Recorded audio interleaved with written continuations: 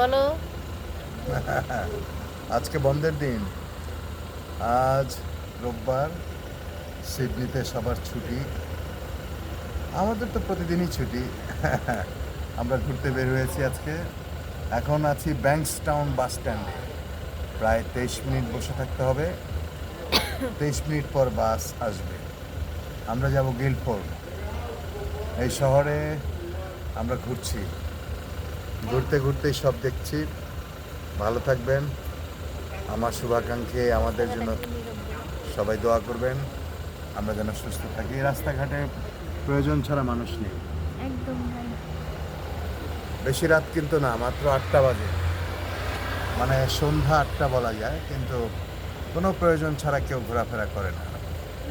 Sydney কিন্তু জনবহুল দেশ, কিন্তু যার যার নিয়ম সব মেনেই ট্রাফিক সিস্টেম, দোকানপাট, ম্যাক্সিমাম দোকানপাটই এখন বন্ধ হয়ে গেছে, খোলা নেই। যার যার আসলে শহরটা নিয়মের ভেতর দিয়ে চলে। যার যা কিছু সংগ্রহ করার সংগ্রহ করে নিয়েছে, এবং শিফট ওয়াইজ ডিউটি আসলে। যারা ভোর 6টা থেকে কিংবা ভোর 4টা থেকে অনেকে কাজ শুরু করে, তারা দুপুর 2টা পর্যন্ত করে। দুপুর 2টা থেকে অনেকে শুরু করে রাত্রি 8টা পর্যন্ত করে। 8টার পর থেকে নিয়ে শুরু করে অনেকে রাত 3টা পর্যন্ত করে। 24 আওয়ার্স, 24 ঘন্টা এই শহরটা আসলে চালু থাকে।